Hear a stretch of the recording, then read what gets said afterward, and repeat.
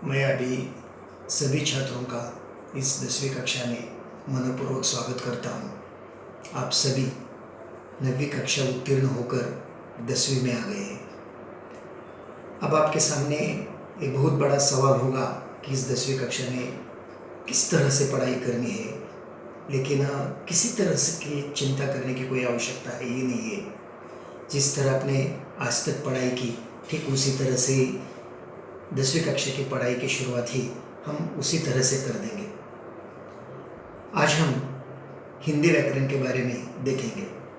आप सभी जानते हैं कि हिंदी में जो शब्दभेद, ये जो कोई भाग है, उनके 2 प्रकार माने जाते हैं। उनमें से पहला प्रकार है जो विकारी शब्द, और जो दूसरा प्रकार है वह अविकारी शब्द। आज हम सबसे पहले विकारी शब्द के बारे में देखेंगे। विकार यानी परिवर्तन, कारक, लिंग, वचन, पुरुष के अनुसार कुछ शब्दों के रूप बदल जाते हैं, और जो ये बदल जाते हैं इसलिए उसे विकार कहते हैं। विकारी शब्द के भी कुल मिलकर 4 प्रकार माने जाते हैं। उनमें से पहला प्रकार है संज्ञा, दूसरा प्रकार है सर्वनाम, तीसरा प्रकार है विशेषण, और चौथा प्रकार है क्रिया। इससे पहले हमने इस सभी के बारे में कई बार देखा है, लेकिन फिर एक बार 10वीं कक्षा में भी उनकी शुरुआत इससे ही हम कर देंगे। प्रश्न पत्र में अगर आप देखेंगे तो विकारी शब्द, अविकारी शब्द, ये दोनों भी शब्दभेद, इनके रूप में उनके बारे में आपको सवाल पूछे जाते हैं। बहुत आसान होता है, वो 2 अंकों का शायद ये सवाल होता है। तो आज हम जो कोई विकारी शब्द है, उन विकारी शब्द के जो कोई प्रकार है, यानी कि उनके भेद है, उनके बारे में हम देखेंगे। आप सभी जानते हैं कि विकारी शब्द के जो पहला प्रकार है उन्हें कहते हैं संज्ञा। संज्ञा जिसे हम मराठी में नाम कहते हैं, और ये कोई संज्ञा है। उन संज्ञा की परिभाषा अगर आप देखना चाहते हैं तो आप सभी जानते हैं कि जो दृश्य या अदृश्य वस्तु का नाम सूचित करने वाले विकारी शब्दों को हम संज्ञा कहते हैं। जो हमें आंखों से दिखाई देते हैं वो भी सारी संज्ञा होती है, जो हमें आंखों से ना भी दिखाई देती है वो भी सारी संज्ञा होती है। ये पूरा का पूरा विश्व जिन वस्तुओं से भरा हुआ है वो सारी संज्ञा है। लेकिन बात एक है कि सभी चीज़ों का नाम हमें मालूम नहीं होता। इसका मतलब ये नहीं कि उन्हें कोई नाम ही नहीं है या वो कोई संज्ञा ही नहीं है। तो ठीक है, तो शायद आप समझ गए होंगे, जो दृश्य या अदृश्य वस्तु का नाम सूचित करने वाले विकारी शब्दों को हम संज्ञा कहते हैं। जैसे कि अगर हम देखेंगे तो पुस्तक, पत्थर, जो कि पेड़, नदी, ये सारे संज्ञा है। मैंने पहले आपको बताया, विश्व जिन जिन वस्तुओं से भरा हुआ है वह सारी संज्ञा है। इसलिए उनका जो कोई विभाजन है वो उनके कोई 5 भागों में किया हुआ हमें दिखाई देता है, ताकि इनके कारणवश उन्हें हम संज्ञा के प्रकार कहते हैं, जिनके कारणवश हमें इस बात का पता चलता है कि ये संज्ञा किस प्रकार में है, वो संज्ञा किस प्रकार में है। तो ये जो कोई उनके भेद है, उनमें जो पहला भेद है जिसे हम जातिवाचक संज्ञा कहते हैं, दूसरा भेद है उसे हम व्यक्तिवाचक संज्ञा कहते हैं, तीसरा भेद है उसे हम भाववाचक संज्ञा कहते हैं, चौथा भेद है उसे हम द्रव्यवाचक संज्ञा कहते हैं, और जो अंतिम भेद है उन्हें हम समूहवाचक संज्ञा कहते हैं। अब हम एक एक संज्ञा के बारे में देखेंगे। सबसे पहले हम देखेंगे जातिवाचक संज्ञा किसे कहते हैं। जातिवाचक संज्ञा यानी क्या, तो उनकी परिभाषा है जो संज्ञा एक जाति के प्राणी, पदार्थ या वस्तु का बोध कराती है उसे जातिवाचक संज्ञा कहते हैं। तो जातिवाचक संज्ञा में एक ही जाति के सभी पदार्थ या वस्तु या प्राणी आते हैं। एक उदाहरण के तौर पर हम देखेंगे, पेड़, वह जातिवाचक संज्ञा है। इसमें कौन सा पेड़ है सवाल नहीं है। शायद इसमें आम का पेड़ होगा, नीम का पेड़ होगा, सेब का पेड़ होगा, लेकिन पेड़ ये जातिवाचक संज्ञा है, यानी कि पूरे विश्व में जो भी कोई पेड़ है वो सारे के सारे जातिवाचक संज्ञा में आते हैं। जैसे कि किताब एक जातिवाचक संज्ञा है। कौन सा किताब, ये बात नहीं, तो दुनिया में जितने भी किताब है वह सारे के सारे जातिवाचक संज्ञा में आते हैं। नदी, कौन सी नदी, ये सवाल नहीं है। दुनिया में जितनी भी नदियां हैं वह सारे के सारे जातिवाचक संज्ञा में आते हैं। तो इसे हम कहते हैं कि जातिवाचक संज्ञा। जैसे कि उदाहरण के तौर पर हम देखेंगे कि नदी बह रही है। अब नदी बह रही है यानी कि वो कौन सी नदी बह रही है ये नहीं है, शायद वो कौन सी भी नदी हो सकती है, शायद वो हमारी गंगा नदी हो सकती है या अमेजॉन नदी हो सकती है। तो नदी बह रही है। दूसरा उदाहरण हम देखेंगे, लड़की गाना गाएगी। अब लड़की गाना गाएगी, कौन सी लड़की, तो कौन सी भी लड़की हो सकती है। पर्वत बहुत ऊंचा है, कौन सा पर्वत, ये नहीं उसमें कि वह हिमालय पर्वत ही ऊंचा है। दुनिया में जितने भी पर्वत है वह सारे के सारे पर्वत जातिवाचक संज्ञा में आते हैं। तो शायद आप समझ गए होंगे जातिवाचक संज्ञा किसे कहते हैं। तो दुनिया में जो भी है जातिवाचक संज्ञा में अगर आप देखेंगे तो एक बात है कि जिसे हम एक कॉमन नाम कहेंगे जो है उन्हें हम जातिवाचक संज्ञा कहते हैं। अब हम संज्ञा का जो दूसरा प्रकार देखेंगे जिन्हें हम कहते हैं व्यक्तिवाचक संज्ञा। जातिवाचक संज्ञा के बिल्कुल खिलाफ व्यक्तिवाचक संज्ञा है। जातिवाचक संज्ञा में आपने देखा कि जो एक कॉमन नाम, पेड़, नदी, किताब, व्यक्तिवाचक में ऐसे नहीं।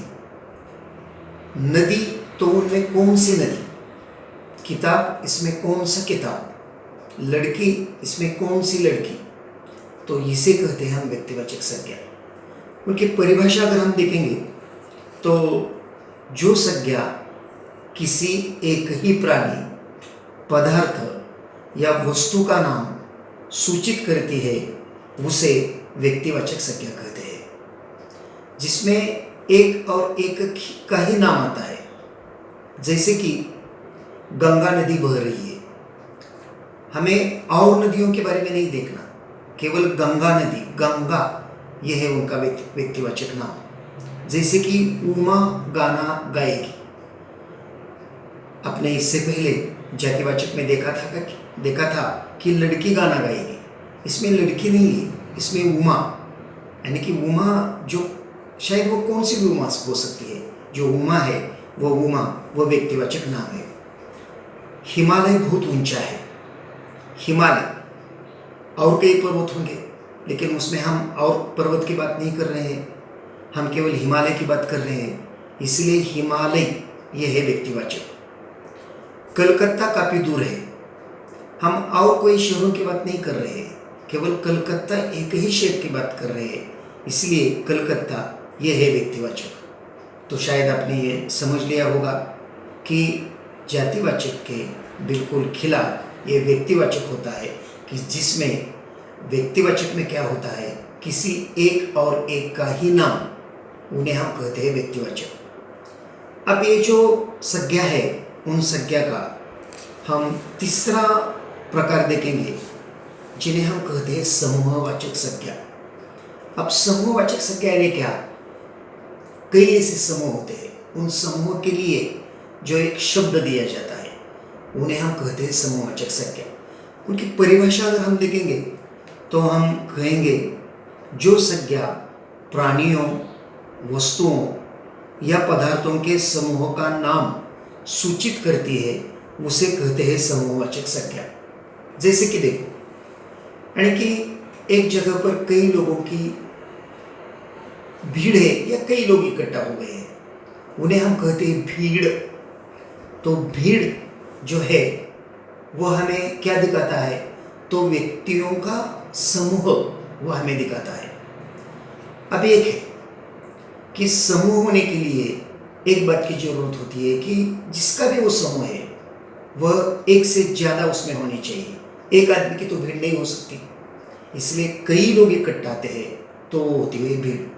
जैसे कि और एक उदाहरण देखेंगे कि भारतीय सेना शूर है।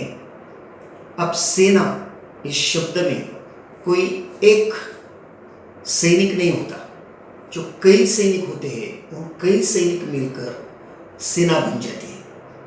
तो सेना शब्द से हमें इस बात का पता चलता है कि सैनिकों का समूह, जैसे कि भारतीय टीम अच्छी खेलती है या हमारी क्रिकेट की टीम अच्छी खेलती है। अब टीम में कोई एक खिलाड़ी नहीं होता, तो उसमें कई खिलाड़ी होते हैं। कई खिलाड़ियों को मिलकर जो टीम बन जाती है। जैसे कि हम और भी एक उदाहरण देखेंगे, सभा में कई नेता आए थे।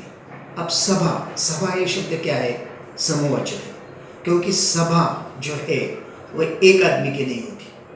तो अब आप ये समझ गए होंगे कि जो समूहवाचक संज्ञा है, उन समूहवाचक में हमें ये बात दिखाई देती है कि जो एक से ज़्यादा कोई प्राणी है, कोई वस्तुएं हैं या कोई पदार्थ है, जब इकट्ठा हो जाते हैं, उनका जो समूह होता है, उन समूह को हम समूहवाचक संज्ञा कहते हैं। जैसे कि सभा, जैसे कि भीड़, जैसे कि सेना, जैसे कि टीम। तो अब आप समझ गए होंगे कि समूहवाचक संज्ञा किसे कहते हैं।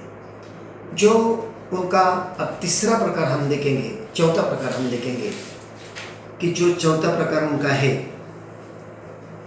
जो भाववाचक संज्ञा। अब भाववाचक संज्ञा किसे कहते हैं? तो भाववाचक संज्ञा की परिभाषा है, जो संज्ञा भावना, गुण या दशा का बोध कराता है, उन्हें कहते हैं भाववाचक संज्ञा। अब देखो, हर एक वस्तु हो या हर एक प्राणी हो या हर एक इंसान हो, अपना अपना उनका एक स्थायी भाव उनके बीच में रहता है। उन्हें हम भाववाचक संज्ञा कहते हैं। जैसे कि देखो, हर एक का अपना अपना कोई अपनी अपनी एक पहचान होती है। जैसे कि एक उदाहरण के तौर पर अगर हम देखेंगे, तो मैं ये कहूँगा कि उसका भोलापन मन को छू गया। इसका मतलब ये है कि उनका भोलापन, ये उनका भाव है। जैसे कि हम देखेंगे कि इमली खट्टी होती है।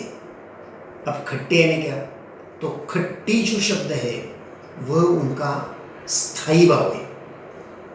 और जो संज्ञा किसी वस्तु, किसी प्राणी या किसी पदार्थ के बीच में जो भी कोई भाव होता है, वो दिखाने का काम करता है, उन्हें कहते हैं भाववाचक संज्ञा।